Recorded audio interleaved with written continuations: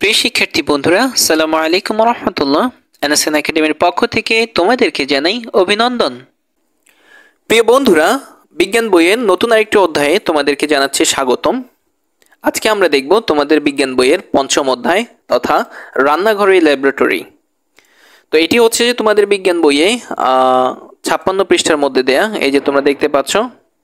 তো এখানে আমরা রান্নাঘরে ল্যাবরেটরি এই কথা দ্বারা বুঝতে পেরেছি যে রান্নাঘরে বিজ্ঞানের যতগুলো অ্যাক্টিভিটিস কাজ করে সেই সব অ্যাক্টিভিটিস নিয়েই হচ্ছে যে মূলত এই অধ্যায়ে কথা বলবে।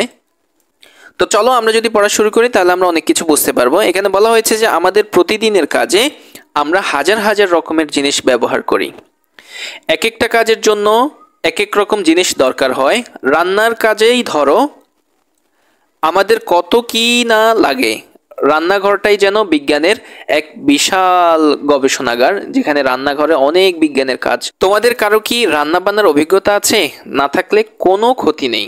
এই শিখন অভিজ্ঞতার শুরুতেই তোমরা একটা ছোটখাটো পিকনিকের আয়োজন করবে, তাতে সবার কিছুটা রান্নাও শেখা হয়ে যাবে। আচ্ছা, চলো তো রান্নাঘরটাকে এবার বিজ্ঞান গবেষণার কাজে লাগিয়ে দেখি কেমন হয়। মোটামুটি আমরা আশা করছি যে এই টপিকটা খুবই গুরুত্বপূর্ণ, বিজ্ঞানও শেখা হবে, পাশাপাশি হচ্ছে যে আমাদের রান্না বান্নাও শেখা হবে এই মর্মে। তো চলো বন্ধুরা, আমরা দেখি এরপরে কি আছে।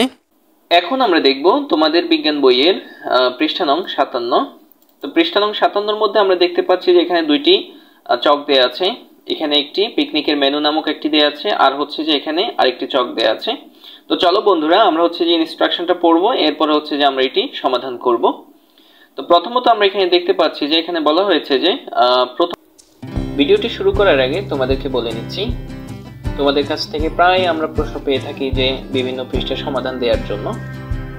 তো আসলে আমরা সবগুলোর ভিডিওরই সমাধান দিয়ে রেখেছি, কিন্তু তোমরা খুঁজে পাচ্ছ না। এখন আমরা দেখাবো কিভাবে তোমরা খুব সহজেই তোমার কাঙ্ক্ষিত ভিডিওটি খুঁজে পাবে। তো আমাদের প্রত্যেকটা ভিডিও ওপেন করার পরে তোমরা এই যে এই কর্নারটায় তোমরা একটা মোর অপশন পাবে। তোমরা যখন এই মোর অপশনে ক্লিক করবে, ক্লিক করার পরে তোমরা এখানে দেখতে পাচ্ছ যে দুটি প্লেলিস্ট আছে।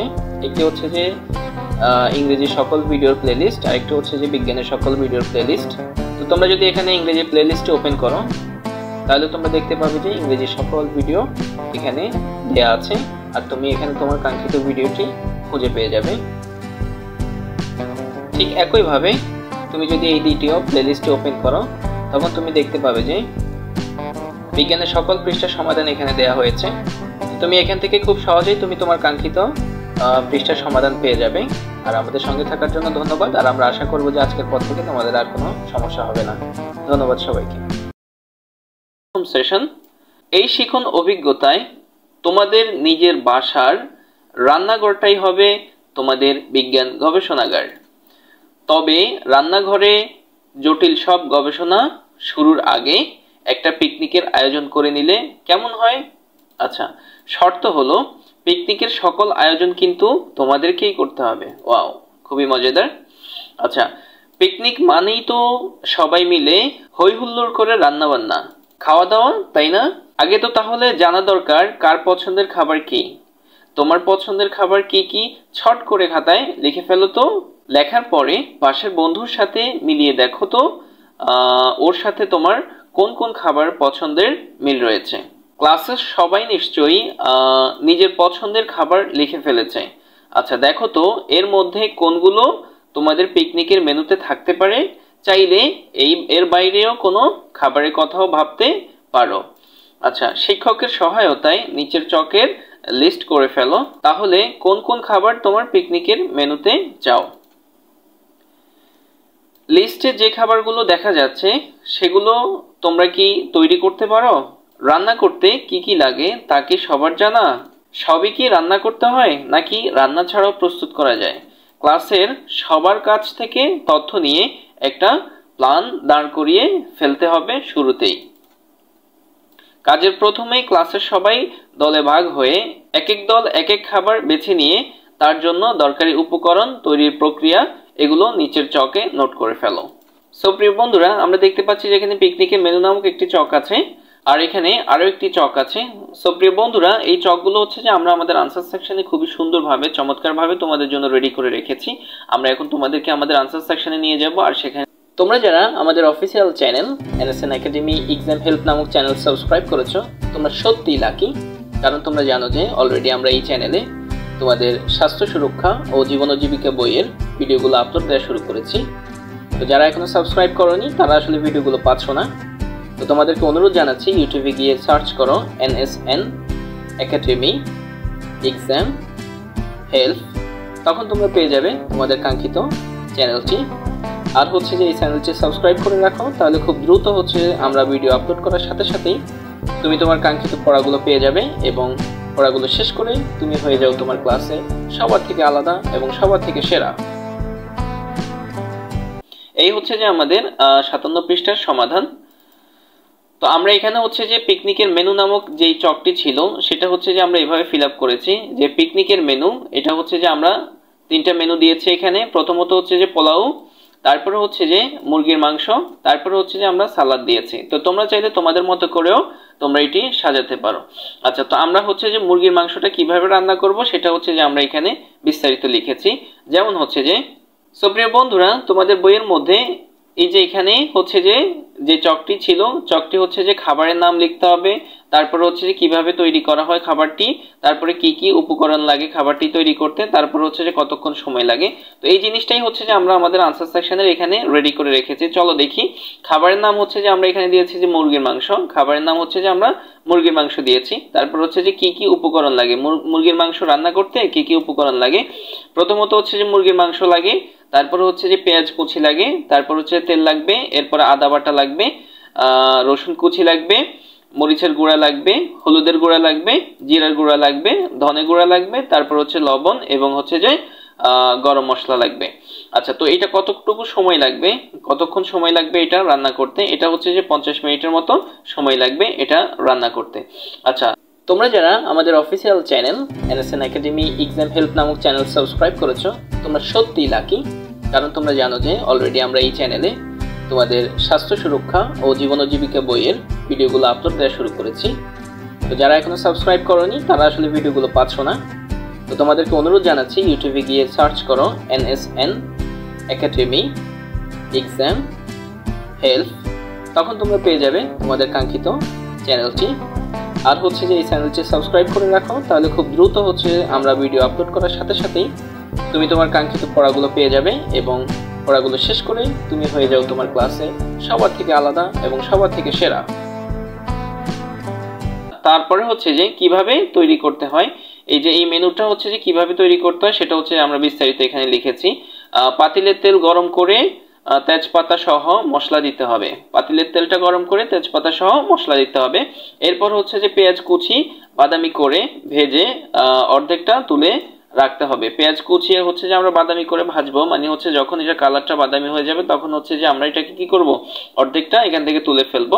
এরপর হচ্ছে যে বাটা মশলা দিয়ে একটু ভেজে গুঁড়া মশলা ও অল্প পানি দিয়ে ভালোভাবে কষিয়ে, তার মানে হচ্ছে যে এরপরে বাটা মশলা দিয়ে একটু এটাকে কি করতে হবে, ভাজতে হবে। ভাজার পর গুঁড়া মশলা দিতে হবে, এরপর হচ্ছে যে অল্প একটু পানি দিয়ে এগুলাকে কষিয়ে ফেলতে হবে।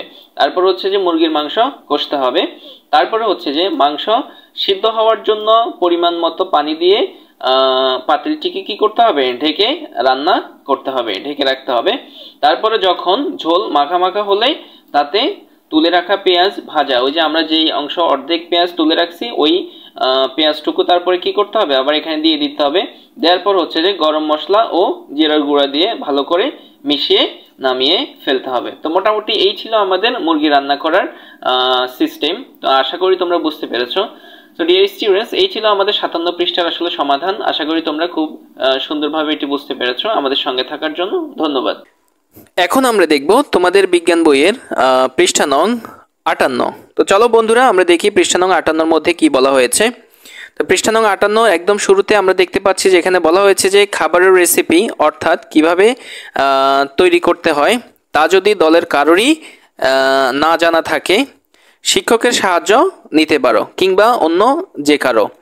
আচ্ছা, এরপরে বলা হয়েছে যে সব দলের কাজ শেষ হলে নিজেদের মধ্যে শেয়ার করে দেখো।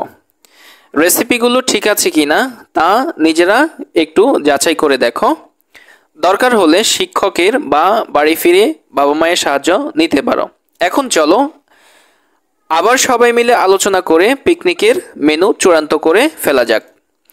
সিদ্ধান্ত নেওয়ার সময় রান্নার উপকরণ, সময় আর রেসিপির ঝক্কি কতটা সেটাও মাথায় রেখো। কিন্তু পিকনিকের মেনু তো ঠিক হলো, কিন্তু আর সব পরিকল্পনাই তো বাকি। আগে একটা তারিখ বেছে নাও। ছুটির দিন হলে ভালো হয়, তবে এই বিষয় সিদ্ধান্ত নিতে নিশ্চয়ই শিক্ষকের সহযোগিতা প্রয়োজন হবে। তোমরা যারা রান্না জানো না তাদের তো রান্নাটা শিখতেও হবে। কাজেই পিকনিকের নির্দিষ্ট তারিখের আগে হাতে কিছু সময় রেখো প্রস্তুতির জন্য। এখন ক্লাসের সবাই মিলে পরিকল্পনা করে দায়িত্ব ভাগ করে নাও। পরিকল্পনা করার সময় নিচের প্রশ্নগুলো মাথায় রাখতে পারো। রান্নাবান্নার আয়োজন কি স্কুলে হবে নাকি বাসা থেকে রান্না করে নিয়ে আসতে চাও? তারপরে বলা হয়েছে ক্লাসের সবার জন্য আয়োজন করতে হলে কোন উপকরণ কি পরিমাণ লাগবে, রান্না করতে কতক্ষণ সময় লাগবে, খাবারের উপকরণ কি বাসা থেকে নিয়ে আসবে নাকি বাজার থেকে কিনতে হবে, কিনতে হলে মাথাপিছু খরচ কত পড়বে, পিকনিক আয়োজনের কাজের দায়িত্ব বন্টন ও বাজেট কিভাবে হবে। আচ্ছা, এরপরে বলা হয়েছে যে প্রতি দল এক একটা খাবারের পদের দায়িত্ব নিতে পারো। তারপর দলে বসে সেই পদ রান্নার জন্য কি কি করতে হবে তা নিয়ে আলোচনা করো। স্কুলে রান্না করা হলে দলে কার ভূমিকা কি হবে সেটাও ঠিক করা জরুরি।